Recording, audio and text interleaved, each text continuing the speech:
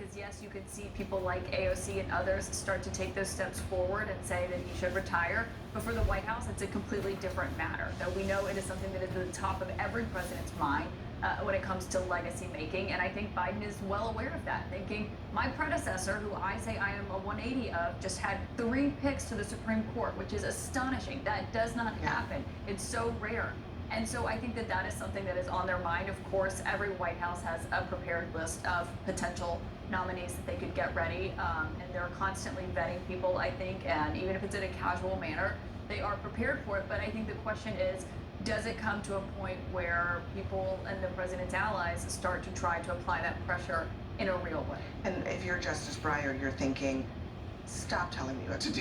That's right. You know, he once was a Senate counsel. He worked for the Senate with the Senate Judiciary Committee. He's very close to Biden. He's close to Ron Klain. He's close to many people with the Biden administration. But he loves his job. He's been there for 27 years. I don't think he's quite ready to leave yet, but he's also a realist. And I think at this point, it could go either way. I would watch not just on the last day of the term, but maybe a little bit after that, just because, you know, right now, everything's so focused on finishing up the term. He might make a decision a little bit later, but I think it's just a tough, very tough personal call. Yeah, absolutely, especially for someone who has wanted the court to be outside of the realm of politics. That's right. Thank you, Joan, for being with us this morning. And coming up next for us, Republicans find new culture wars to fight. Is it their path to power in Washington? I'm Zain Asha, and this is CNN.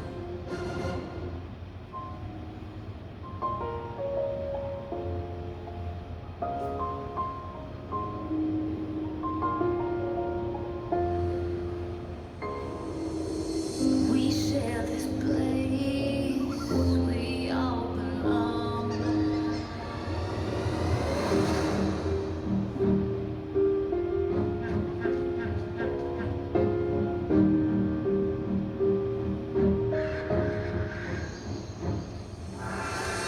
We have to restore this planet's soul, teaching something more than what we know. Give it one, give it time, room to grow. I can see a better tomorrow. I can see a better tomorrow. Businesses are transforming, preparing for a future where innovation will change the way we live and work. It's going to be, and it is, the most significant development in photovoltaics in 65 years. It is an essential building block in providing clean and affordable drinking water. Explore the future of business. Go to cnn.com/business evolved in association with Vodafone Business.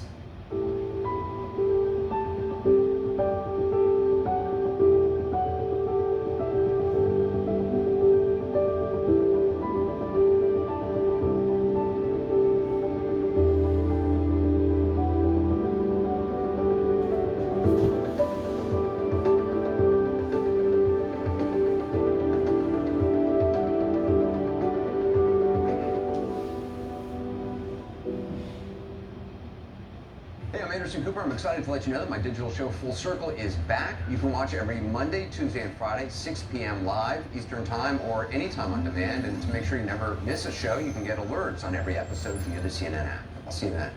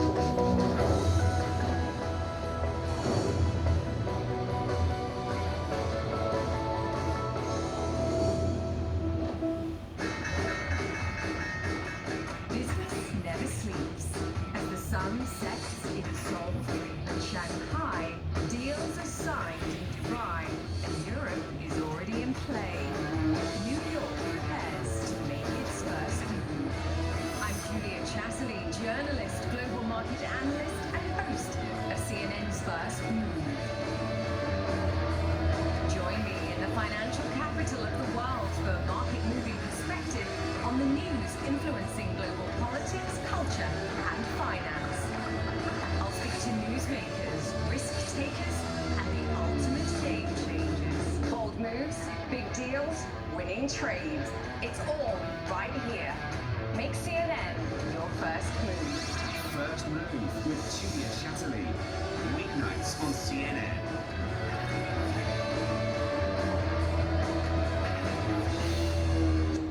I'm Hala Durrani in London, and this is CNN.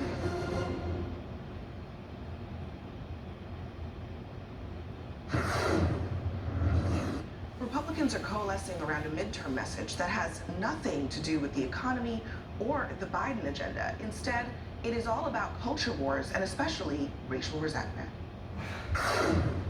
Critical race theory teaches children as young as kindergarten to be ashamed of their skin color. They are propagandizing to our children. They are turning our children away from faith and family and our founding principles and ideals. Treating students based on their race rather than the content of their character is not something we should be putting taxpayer dollars towards. We ban critical race theory in our school system.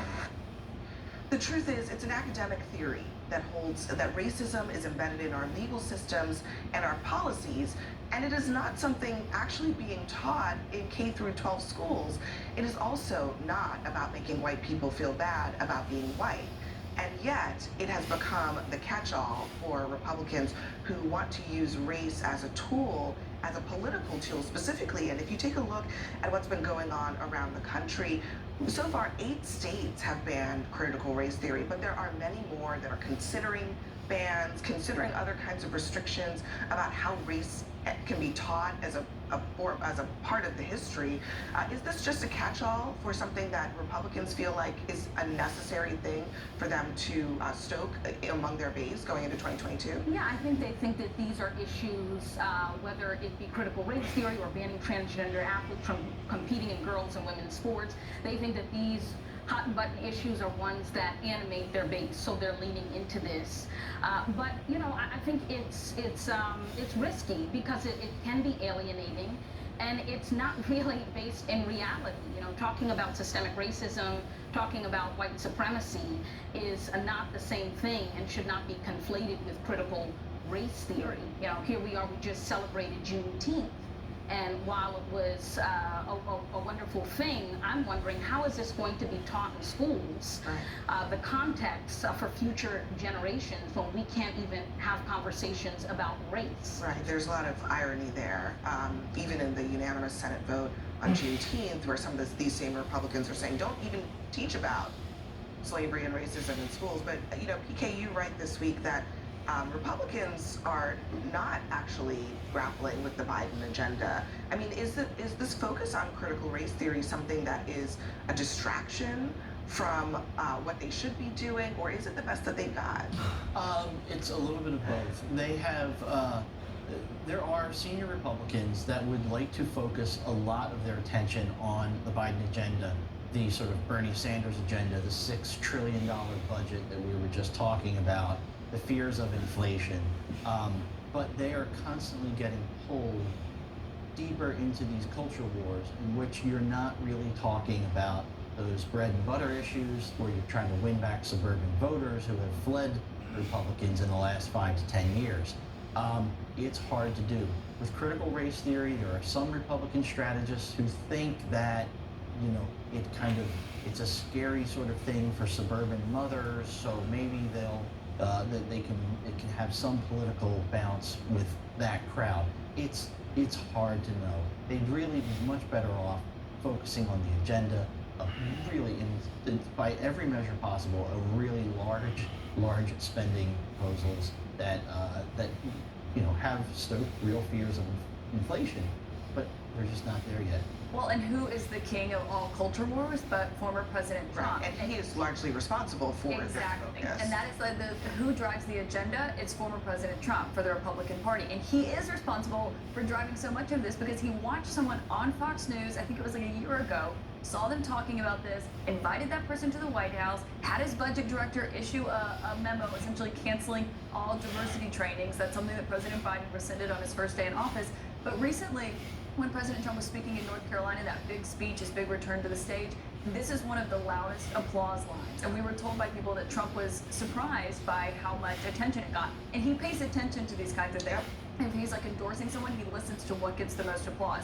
This got a lot of applause, so we are hearing that this is going to be something when he's making these appearances ahead of the midterms, pushing this. So it is going to be at the top of the agenda rather than inflation concerns. A year ago today, Donald Trump was in Tulsa, Oklahoma, and interestingly, there's a new book coming out by Michael Bender of the Wall Street Journal that gives some insights into this. He writes that in June 2020, White House aide, the most senior Republican in the White House, Jerron Smith, the senior Black Republican, I should say, in the White House, was writing a proposal for Trump to make Juneteenth a federal holiday. But the outcry over Trump's rally on the day that commemorated the end of slavery convinced Smith to shelve the plan. Trump hadn't thought to ask his most senior Black official about holding a rally on Juneteenth. He did it anyway, and then subsequently took up this banner of critical race theory. So these things are all related in many ways. They're all related. And yes, Donald Trump, I think, has pushed culture wars to the forefront for Republicans. But this is a place that Republicans have been heading for quite some time. Often they could wrap it in the mantle of a policy debate. But Barack Obama, being the first Black president, was really a step forward for Republicans in leaning into culture wars, what he represented. Hillary Clinton, as a woman who was running to be the first woman president, also stoked a lot of the fears that we have seen among some people in this country who worry that women and people of color taking steps forward mean that they have to take a step back.